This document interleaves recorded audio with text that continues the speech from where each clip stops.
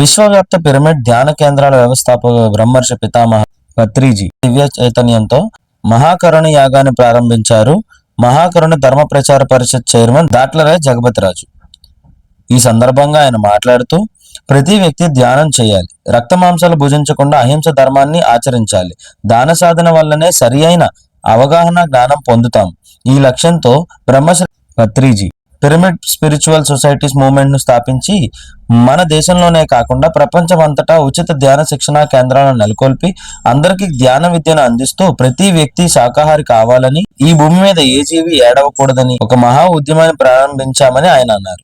ఈ లక్ష్యంలో భాగంగా బ్రహ్మర్షి పత్రిజీ దివ్య ఆశీస్సులతో ఆగస్టు 11వ తేదీ అల్లూరు సీతారామరాజు జిల్లా అరకు ప్రాంతంలో ఉన్న ప్రకృతి వ్యాలీ ధ్యాన శాకాహార గ్రామం నుంచి శ్రీకాకుళం, విజయనగరం, విశాఖ, తూర్పుగోదావరి, పశ్చిమ గోదావరి, కృష్ణా, గుంటూరు, ప్రకాశం, నెల్లూరు జిల్లాల మీదుగా చిత్తూరు జిల్లాలోని కోటాల గ్రామంలోని జేతవనం ధ్యాన ఆశ్రమం వరకు పాదయాత్ర చేస్తూ ప్రజలను కలిసి ఈ పత్రాన్ని అందించి మహాకరుణ యాగం గురించి తెలియజేస్తామన్నారు. మూగజీవుల పట్ల జరుగుతున్న ఈ ఘోర హింస ఆపడంలో మీరు కూడా భాగస్వాములు కావాలని విజ్ఞప్తి చేస్తూ మీకు మీ కుటుంబ సభ్యుల సకల శుభాలు కలగాలని ఆయన ప్రార్థించారు.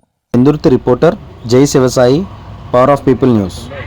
మాకు ఒక పెద్ద ఆశ్రమం ఉంది. ఆశ్రమం వరకు 92 రోజుల పాటు పాదయాత్ర చేస్తా ప్రతి ఇంటిని చేరి జీవుల పట్ల జరుగుతున్న ఈ ఘోరం ఆపుదామని వారందరికీ కూడా అవేర్నెస్ కల్పిస్తా యాత్ర చేస్తూ ఉన్నాం.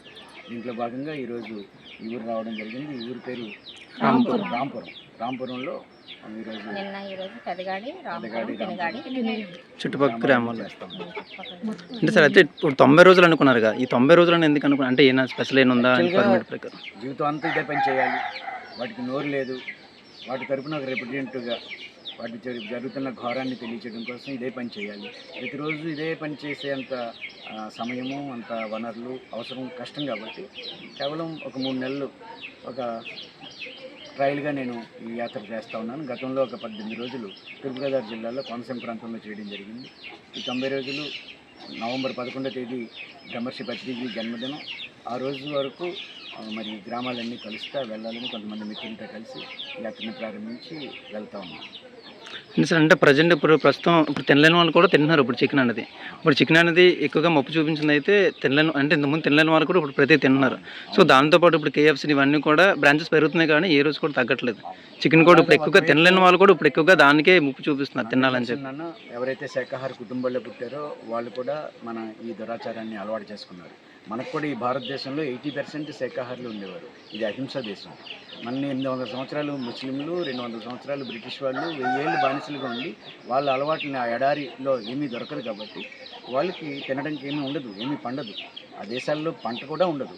కానీ భారతదేశం సస్యశ్యామలమైన దేశం, బ్రహ్మాండమైన జీవనదులు ఉన్న దేశం, కష్టపడి పనిచేసే మనుషులున్న దేశం, ఋషులు పుట్టిన దేశం, నాగరికత పుట్టిన దేశం. నాగరికత అంటే మనకంటే బలహీనంగా ఉన్న జీవుల్ని కాపాడడమే నాగరికత.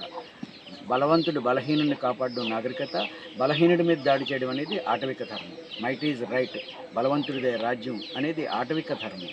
ఆ ఆటవికల పరిపాలనలో మనం ఉండి బానిసలుగా తయారై దారుణంగా 1000 సంవత్సరాలు మనం కల్చర్ని కాపాడుకోగలిగాం. కానీ స్వాతంత్రం వచ్చిందనుకుని 70 సంవత్సరాల్లో మనిషి దారుణంగా దిగజారడం జరిగింది. బాధ్యతని తీసుకోలేదు. ఆధ్యాత్మిక సంస్థలు, ధార్మిక సంస్థల యొక్క బాధ్యత ప్రతి మనిషికి సత్యాన్ని తెలియచేయడం, ధర్మాన్ని తెలియచేయడం. ఆ బాధ్యతని 100కి 100% పిరమిడ్ స్పిరిచువల్ సొసైటీ చేస్తూ ఉంది. మా వంతు ప్రయత్నం నిరంతరం చేస్తాం.